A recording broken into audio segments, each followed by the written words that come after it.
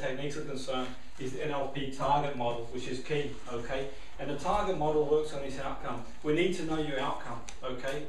Your athlete needs to know what they want to achieve within the outcome. So before we implement a training strategy or a session or a lesson, for want of a better word, we need to know what the outcome is, which is really important, okay? Whenever I deliver a session, I'll be very clear about what outcomes I want to achieve from the session. Whether it be technical, tactical, psychological, very, very clear about what we want to achieve from the session. So when an athlete comes to you, one of the most important things is to ask them, well, what do you want? What exactly are you looking to achieve? What outcome would you like to achieve? Be it win that competition, win that tournament, run that time. Very key about being very specific. Then we decide what technique we want to use. So you're going to have a toolbox of various techniques that you can use. Decide which one you want to use, okay? If it's for confidence, you might use anchoring. If it's for motivation, you might use a values elicitation strategy. If it's for a technique, a demand, a psychological demand, we might decide what technique we're going to use accordingly. But what's really important is present state, desired state, okay? We need to know where they are, okay? So if the client comes to you, the performer comes to you and says, well, I'm suffering I want to be more confident, okay? I want to score more goals. I want to perform this technique, okay? Well, where is your mind at the moment in reference to doing that? Where is your present state, okay? Where would you like it to be? So it could be, I don't feel confident, but I'd like to feel confident, okay? So present state, desired state is a really important aspect of doing a technique. Where are you now? Where would you like to be? And as a result of being there, what will you achieve? So if you targeted to score 20 goals in the season, but you haven't got the confidence to do that, having the confidence to do that will give you a good chance to do that. The rapport is really important. Getting rapport, it's not about being people's best friends. Not every client I work with is my best friend, but what's really important is there's enough rapport, okay? So what we're doing throughout the day is learning strategies to gain rapport, okay? And rapport is building at a level where the client is comfortable enough for you to do the work you're going to administer for them, which is key. Okay, and that's one of the key concepts to gaining rapport, and it's done through various different ways. We can decide to get the rapport, and some of that we'll be covering throughout the day as it progresses. You know, a perfect example of rapport. Carl's been coming in doing some stuff with one of the teams I'm working with at the moment. He's got rapport with the group fairly rapidly. I've had various people coming in doing various work, regardless of their background. Go back to how many games they've played or what they've done and everything else. The rapport hasn't been there. So, and an interesting thing. And so, was it any NLP based strategies you used, Carl, to get rapport? Or just I think because the amount of time I've been doing NLP now, since I first started doing it with you in 2008, I think it's just sort of become ingrained in me. Yeah. So it's something I'm sort of doing a lot of it subconsciously. I think, as you're touching on that, it's important that you don't jump straight into trying to do techniques with people. You know, have that time, if you can have a session or so where you're just getting to know the person, getting familiar with them. Yeah, I think that really does help. And it's a big part of succeeding as a coach, because if you haven't got that rapport there, then it's very difficult to do any technique you're going to do thereafter, even your own technique as well that you might do. Okay, state is important. Your state of mind and their state of mind as well. Okay, our state of mind is important because we want to be in the right place when we're doing a session. And we've all been there before. You have a long day and you've got a session on, or you turn up in the morning to a session, you've got something that's gone wrong somewhere, and your mind is hidden everywhere. It's about bringing that back in again and refocusing, being in that state of mind necessary to succeed. Because in life we're going to go through challenges throughout the way, and we're going to look at ways to manage your state, which is important. Okay, successful coaches are able to manage their state, but also the state of the performer. Okay, so you might have someone come and see you, and their state of mind, they might have a lot of things going on in their personal life, and you notice in practice, okay, they might not be 100%, and you can pull them to one side and work out what's going through their head, and we can change that. Okay, one of the ways and the key ways I manage state with teams I work with is I ask the team before they go out to play, or the individual, to imagine emptying all their thoughts in a bag. Put them all in the bag and leave them outside the change room for an hour. We can't affect it in the 90 minutes game or performance. If you want to pick up your thoughts later, great, but leave them there for an hour. And they're key ways to manage their state, because they've got to be focused on what they're doing at that given period of time. Sport is about process. Process is key in sport, and we'll look at that throughout the course, where it's good having your outcome and imagining yourself lifting that trophy, you know, whatever. But if we don't focus on process, we won't get there. Ecology is really important too. Consequences of changing and doing the technique. Are the consequences strong enough? Okay, do people like the idea, or do they actually want to have, or they want to do better? Okay, so the ecology is key. So the consequences of change, are they happy with that? So the first thing I'll ask my athletes is, are you happy with that? If you could have that now, would you take that? If you could have that confidence now, is that what you want? If you could future pace yourself at the end of the season and you've got them 20 goals in the bag, would you be happy with that? And they're key things to ask the client, the consequences. There will always be a consequence for everything that we do, okay? So if we're training, it might mean we need to get up early and fit an extra session in. And by fitting an extra session in, it might mean giving something else up. So we weigh all things up, and the consequences got to be there's got to be enough consequences to motivate the person to carry on doing that. That's a really key point where the target model is concerned. Okay, what's really important as well is the mind-body connection. In NLP, we've got what we call the Mercedes model, and what it is, it's a mind-body connection. What if we think about how if you were to walk, let's say you went home and your partner was sitting, you know, a certain way, you'd almost know whether they're in a good mood or a bad mood. Have you ever been in a situation where you turn up to work and you know the boss or your colleagues in a certain frame of mind without them even speaking really? And the mind body is connected. The mind and body is connected. The way we look at that is our internal thought process affects our external behaviour and our internal feelings as well. So each part affects all other parts. We can get into the right state fairly rapidly by changing our physiology. Our physiology affects our mental state. Our mental state affects our physiology. So if you were sat down in a slump position for a minute, then you'd feel a certain way. Okay, if you were stood up in a more positive posture, you'd feel a certain way. So you can affect things fairly rapidly by changing your physiology. Okay, and the way to do that is a technique in NLP, which we'll do. We'll revisit when we do some practical work tomorrow outside. It's to walk with grace and power. Confident people break state by using their physiology. Okay. Let's use an example of people physiology. Does anyone ever remember the footballer Cantona a few years ago?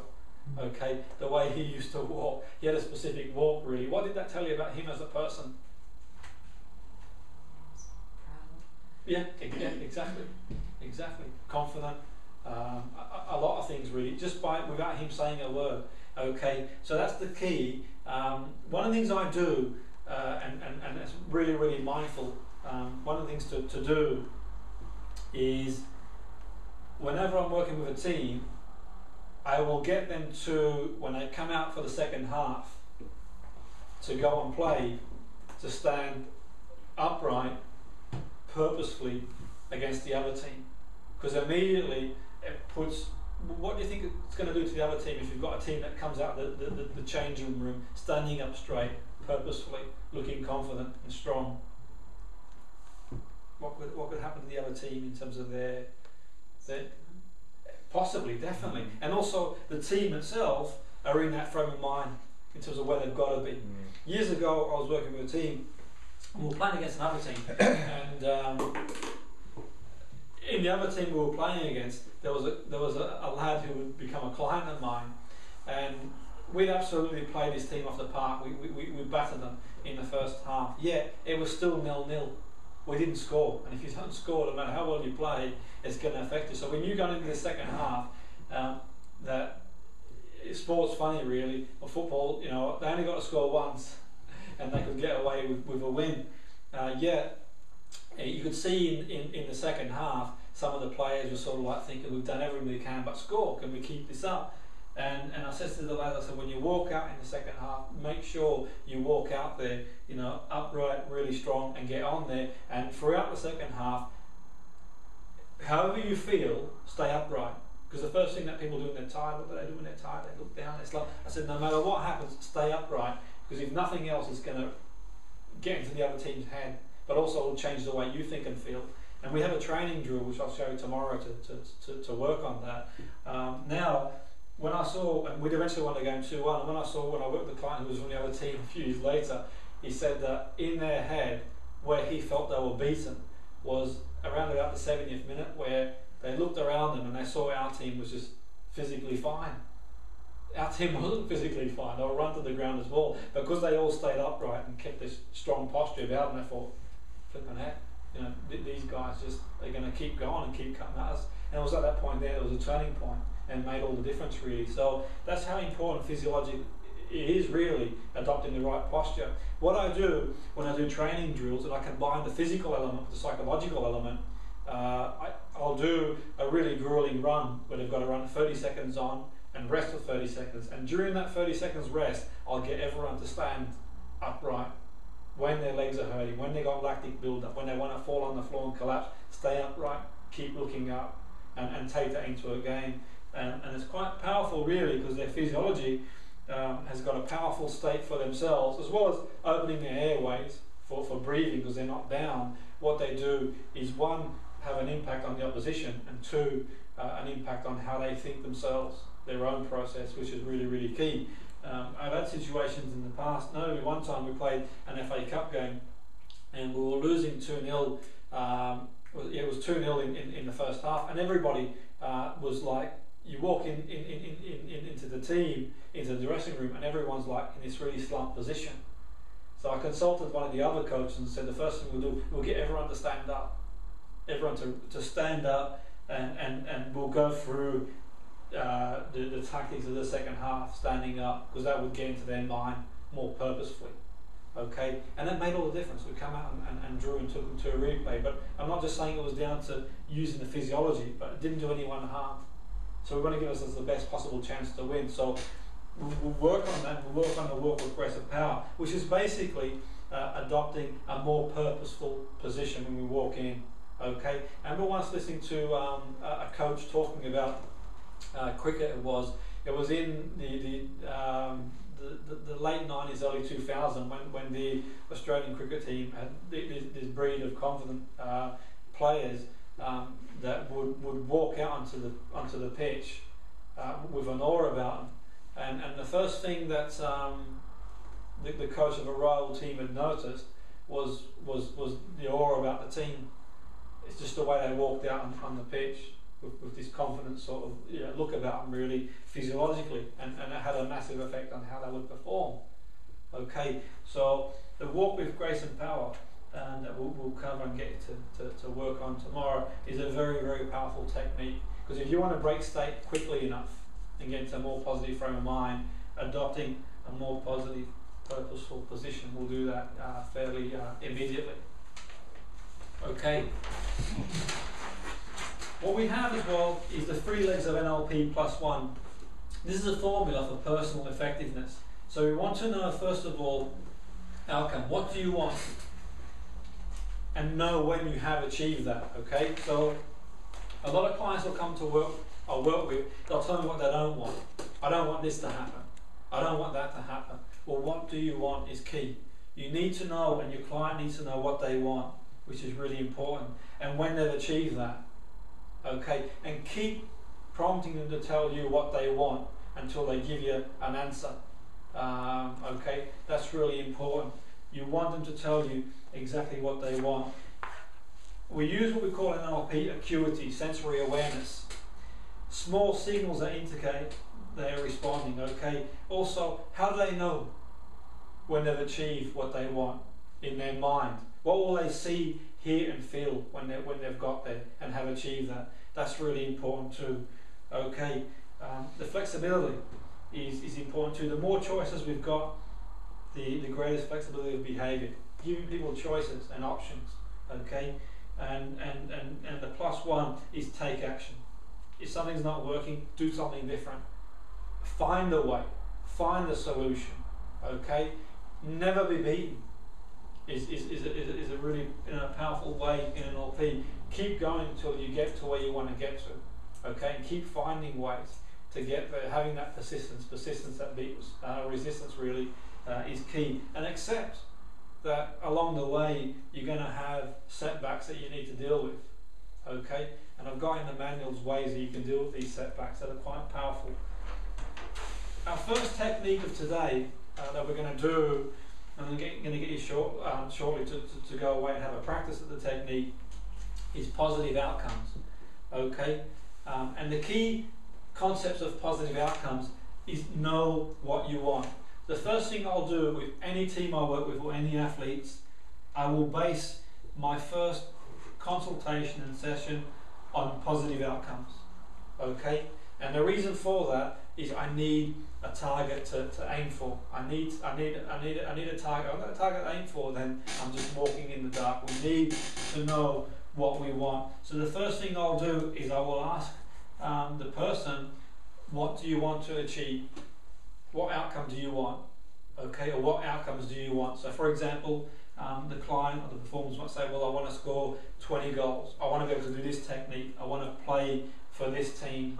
Okay, being very specific about where you want to be is really important, and breaking it down.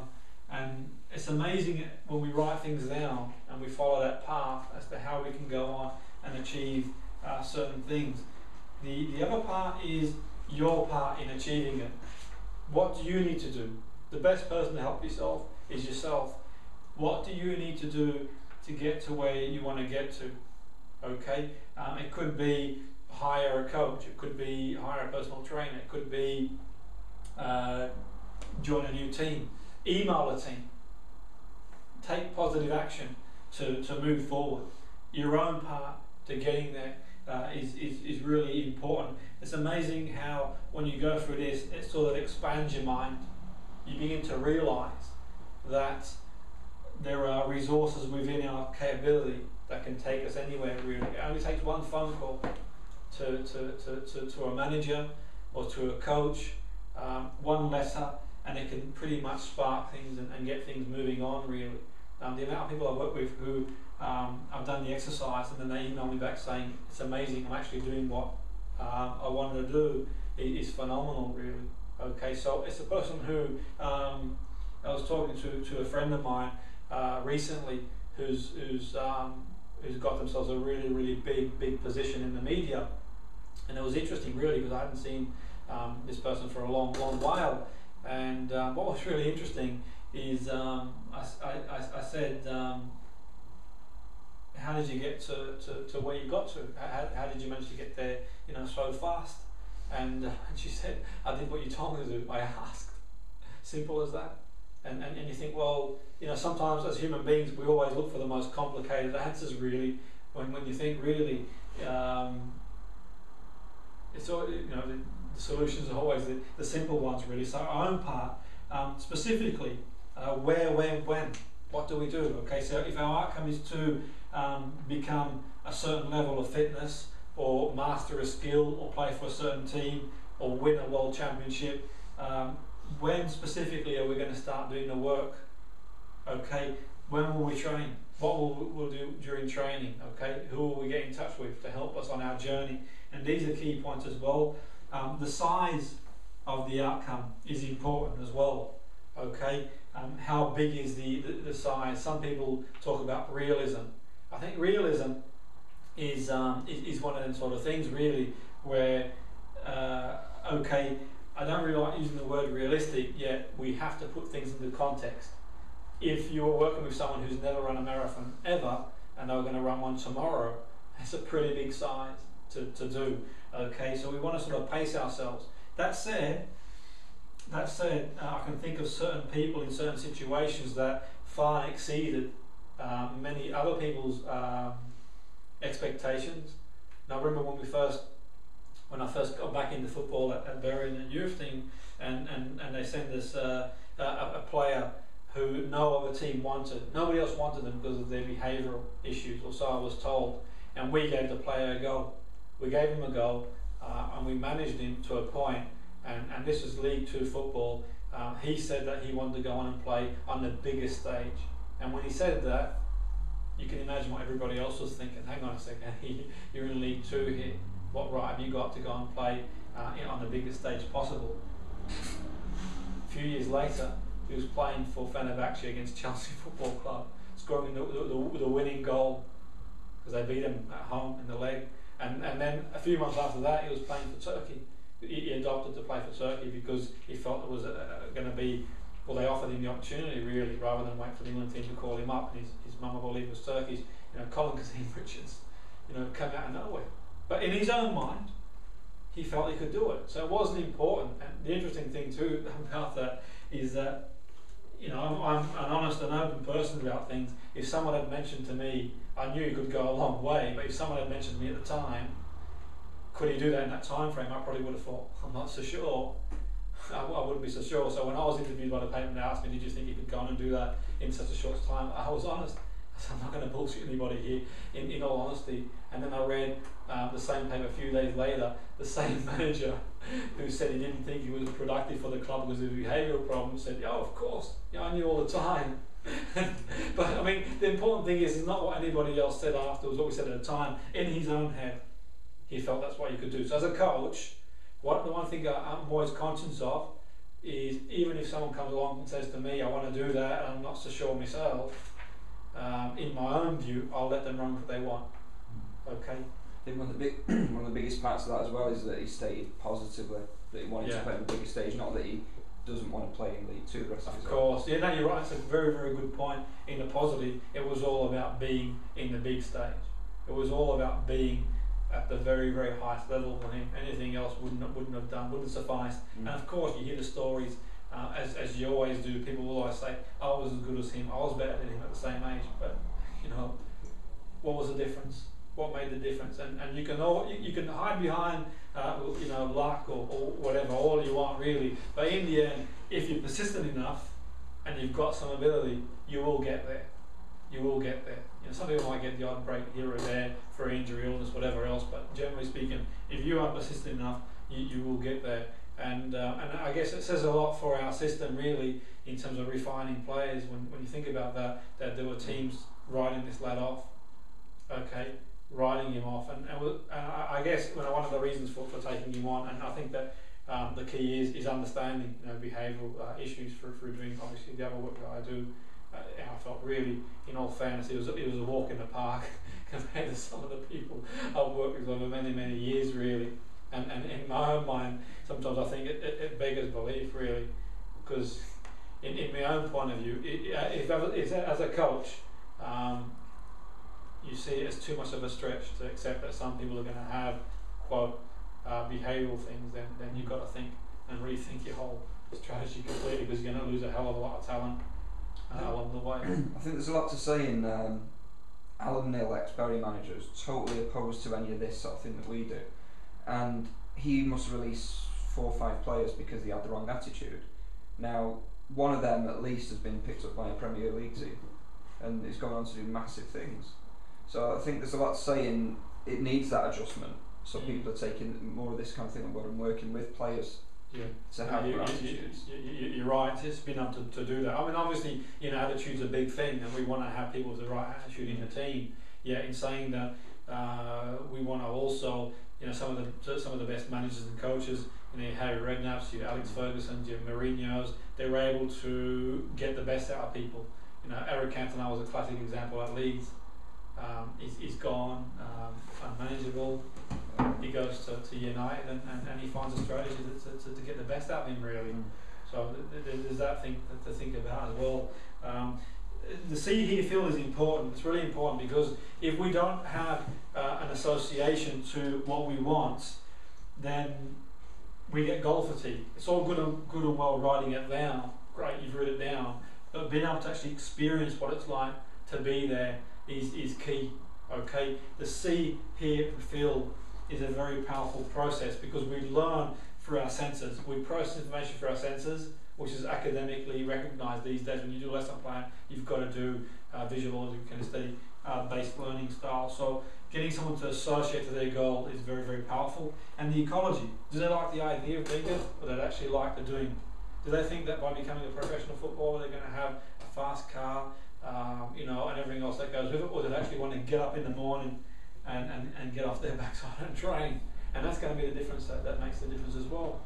The want to. You could so far, it'd be safe to say really that some of the best footballers we've seen of our generation would be playing football in the Sunday League if they weren't playing for the teams that we're playing for. They just love the game.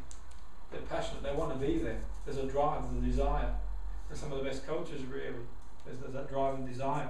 Okay, what I want to do before we move forward and have what we'll do, I'll go through this technique with someone, and then we can break away and have a go in our pairs at the technique, and then we'll break for some lunch, okay, and go from there. Is there anyone that wants to have a practice? Who wants to come out and anyone wants to be at our demo? No one wants to come out. Yeah. Okay. Yeah. So you can share the goal with us if you want. Well, it's up to you, mate. Okay. I'm going to go through the process with you, and you go the process with you. Then everyone's got an understanding of how it works. So you can share it with us if you want to. Your goal. If you don't want to, you don't have to. Okay. Okay. So specifically, is there an outcome or a goal that you have? Yeah, relating to the cycling, what I'm trying to do at the moment is write a program that encompasses the physical and the mental component together. Yeah. Because the age group of the kids that I work with, basically they want to turn up and get on the bike. They're not interested in somebody telling them to think this way and do that. Okay. So what my, I suppose, long-term goal is to work with the clubs that I do at the moment to devise a program that they will be able to then take on themselves and deliver. Yes, yeah, okay. So what specifically is it that you'd like to do? How would you put it? How would you specifically? How would I specifically what? What would the specific outcome be as a result of the program? What the specific program? I think what it would allow the kids to do under their own steam is to, they come to the club and everybody gives them the guidance in terms of the exercise, the drills. We can teach them all those things, but as they progress and they get better and they start competing, I think it would allow them to bring in all those other skills that you touched on this morning, so they can go away and do it themselves, train properly, eat properly, think properly away from the session, and then bring it back to the thing.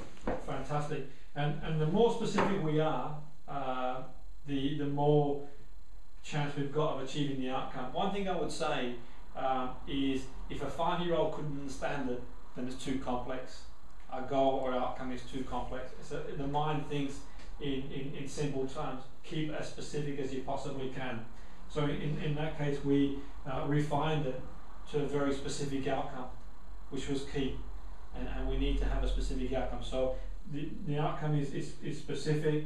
So it could be for the client you're working with to play for a specific team, the performance, to be specific about how they'll perform, what they'll win along the way, how many goals they'll score. So in Colin's case, there was a program and a project that he talked about different skills he's going to integrate in there, and as a result of those skills, what it will give to the youth he's working with. So it's very, very specific. Then we're going to look at your own part. So what's your own part in doing that yourself? It's on a couple of levels really, I suppose, because this isn't really in its infancy at the minute. So I'm writing this program with the other coaches, getting their feedback, seeing what issues they've got and stuff, and combining it with my own background in PT and my previous cycling background. Yeah. So I suppose it's trying to find a balance. My part is to, because a lot of the coaches that you take this idea to, they're a bit, well, you know, it's not really our thing, or because they've got no comparable, they can't say, well, it's like this, or they do it, or another team does it, because it's something quite new. It's trying to get past that. It's trying to show them, I suppose it's going back to the model of what the features and benefits of it are. Yeah, okay. So your own part in achieving that would be? It's trying to get across basically the benefits of this idea, why Okay. they should use it, what Okay. they're going to get out of it, what their Okay. club will get out of it. Okay, brilliant, okay. And specifically, how will you go about doing that? The plan at the moment is to work with some of the clubs that I already do, because I coach and I work with these clubs already, so I've got ins there. So I'll use what I've got, the people, the relationships, the rapport I've got currently, and then ideally once I can find a model that works, take it to other clubs, bigger clubs, clubs that are a bit more visionary and stuff, perhaps extend it, expand on it, because there's a lot of scope to take it in different directions as well, so just to grow it, I suppose, specifically. Okay, brilliant. Okay, how do you feel about the outcome, the size of the task in terms of the time frame you've got? I think where I am at the moment with it, and typically because of where cycling is, British cycling, etc. at the moment, it's a really good time for me to be doing something like this. Yeah, yeah. Because we also combine a lot of the issues that we deal with in terms of nutrition, obesity, all those issues. It's quite topical. So I would say at the moment it's quite apt that I'm doing it, where I'm doing it, and with who I'm doing it with. You've got the Olympics coming up and stuff as well, so Tour de France. So I would say it's quite timely. Brilliant. And what I'll do now, I'm going to just get you to close your eyes briefly and get you to relate to. I want you to imagine you've got the outcome now. Okay. So I'm going to imagine you've got the outcome now, and I'm going to get you to reflect on what you'll see, what you'll hear, and what you'll feel. So you build an association for the outcome. Okay, and this is one of the key things when you're working with a client or a team. Get them to, as well as writing them down, actually experience what it will be like to have the outcome. Because one of the two things you will do, you'll generate motivation. Because experiencing it will generate motivation. They'll go the extra mile to get there if they get an understanding what it's like. It's almost like, say, when you see the interview of the famous sports person who goes on to win Wimbledon or goes on to score the winning goal, FA Cup, or wins Olympic gold. I'll say, well, what drove you to want to do it? Well, when I was this age, I used to imagine myself doing this, that, and the other. So the key is, in the realms of the imagination, something there is powerful enough. So the key is understanding, what they'll see, hear, and feel, because that's how we process information on achieving that outcome. And every time they revisit this aspect of learning to review where they want to be, which is really, really powerful. So where this is concerned, Colin, what will you see, hear, and feel, which will act as evidence base for you to know when you've got there? Is it purely the outcome that you're trying to visualise? You're not seeing yourself going through the stages of small wins, or you just seeing the big win? That's a good point, because you could do all the small wins and all the steps to get there, which is what we do when we do like Compelling Future, for example. At this point there, it serves us as an evidence procedure to know when you've achieved that. Because how will we know? We might be there already, we might not be there. How will we know when we get there? So at this point here, it's the big picture, it's the actual major outcome, what you'll see, hear, and feel when you've achieved that. Because that will be your evidence procedure. Because if you've ever got to a goal and you thought, is that all it is? Or you've got to go about it and realising it, or someone you're working with has got to like a goal and it's just dismissive about it without even realising it. So it's more as an evidence procedure, what will you see, hear, and feel when you've got that in the bag, which is key. So how will you be able to, what will act as evidence procedure in your own mind when you've got that? I suppose for me to see it would be clubs independently using this programme. Yeah. And at quite a stature. I mean, ultimately a goal would be, for British cycling to take it on board. Yeah, yeah. It's a model that they use, and then. Brilliant, and that's fantastic. Very specific about our evidence procedure there, which is key. Okay, so it's all good about having a goal, but we want to know, how do you know when you've got there and to move forward. Okay, and then finally the ecology. Okay, if you could have that in the time frame you want that, would you take it? Yeah, I think so. Yeah. Yeah. Would you, if you could have that in the time frame you want it, is it something that you'd be, the consequences of having that, are they positive enough for you to pursue Yeah, I think so. I think, as I said, because of the time where I am at the moment, and I think realistically, because of the inroads I've already made in this short space of time, yes, I can almost sort of visualise how incrementally I need to move forward with it. So yeah, I would say so. Yeah, and it's really key. The ecology is a really important aspect of anyone ever achieving anything. And you know, I've taken people on work experiences for a long time. And when I was working for a club, I used to take people on board for work experience all the time, and they had like an understanding of what they thought it would be like to work as a coach in a footballing environment. And the first thing I would ask the performer or the coach is, what do you expect to gain from working in football as a coach? And they would tell me what they thought they would get. And I remember one guy specifically, he came on board and he had these, you know, really big delusions of grandeur of working in football. He would have this car and this sort of place that he imagined he'd live in, and you know, go out and do certain things. And I thought to myself, well, at what point does he mention the actual work? So throughout the week, he was working with me throughout the week, and the 10 o'clock start till 12 o'clock finish that he thought was going to happen wasn't the case. So I had him coming in very early in the morning. There was a lot of planning to be done, and we'd finish very late at night because there's a lot of work to be done in and around the club. Until we got to the end of the week, and we had a really big game on the Saturday. And because I was brought into this team to help them move up the table, there was a lot of pressure on everybody. We had to win every game, simple as that, between where we were and the end of the season. And we had this game, well, practically every game we had to win. And we had this game that we were playing. There's a lot of pressure on everybody, and we were losing at half time. And then throughout the second half, our performance started deteriorating even more. And I thought to myself, well, we've got a big game on Tuesday night. The first thing we need to do is make sure that we're ready. We need to win. Tuesday night is a must win, and we've got to get everything spot on to win this game on Tuesday. So I said to the lad, I said, 20 minutes to go, can you go and do the ice baths for me, please, in the change room, because we had these ice baths for physiological recovery. And he went in there, he did the ice baths, we was doing the ice baths, and we'd end up losing the game, and that was it. Tuesday was a must win, and thereafter, practically every game we had to win. There was no room for any error then. And we all went into the change room. There was like a stunned silence, complete silence, until we could hear a rattling in the other door. Like, you've got the change room, you've got another door. We could hear rattling, and at that point then the manager got up at the top of his voice, you know, who in the world is making, you know, and flung the door open. And this lad, you know, just at university, very, very young, went about as red as a beetroot. And he tried to make an exit for the change room, and I said, no, you're staying in here, everybody stays in here. And you know, as they do, some managers got very verbal, very, very vocal, and what had to be said was said, what was done, and that was it. And I said to the manager, we've got to bring him in tomorrow to do a swim for recovery. Monday we'll do tactics, and Tuesday, you know, we're going to have to win the game. So as we're walking away, we're having like a meal. Within an hour, we aim to get a meal into everybody so they could bring up their luggage and stuff.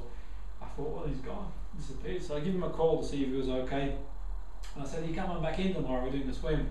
And he goes, well, I'm not so sure if I can make it. I said, well, I thought you were keen to stay for as long as you want. Because I'm not so sure if I can get down. I said, well, what's happened? What's changed your mind? He says, well, after this week, I've got the opportunity to do this sort of work. I don't think this football stuff's for me. I'm going to go into teaching, I think. I thought, God forbid. And it's like, the idea of doing it is great. You know, some people love the idea of you know, what they think it's going to bring them. You know, the idea of probably in their own mind hanging around footballers at these clubs and driving a flashy car and rubbing shoulders, but the reality is a little bit different, really. And the idea of consequence is that fast tracking the person to that goal. Okay, what it would be like, because whatever you do, whether you're an Olympic performer and you've got to get up at 4 in the morning and row on the River Thames, whether you're, you know, competing as an athlete and you've got to come back in after a day of work and train for 3 or 4 hours in the afternoon after you've trained in the morning. It all requires a lot of hard work and dedication. Wherever you're a footballer, you know, it's a lot of hard work and dedication. Just come to anyone on a plate, or everyone will do it. If it was easy, we'd all get off the street and decide we'll do one thing one day and one the other. And the key is ecology is really powerful. You know, asking the client if you could have this now, or you're willing to pay the price, for want of a better word, to get there. And if they're adamant that's what they want, then you've got every chance to get there. If they turn around, and at that point there, you could save them a lifetime of work in 20, 30 minutes or so. Okay, so on that note, if we have a quick, what we can do now is we'll actually break for lunch, and we can sort of have a practice of this technique and integrate it with another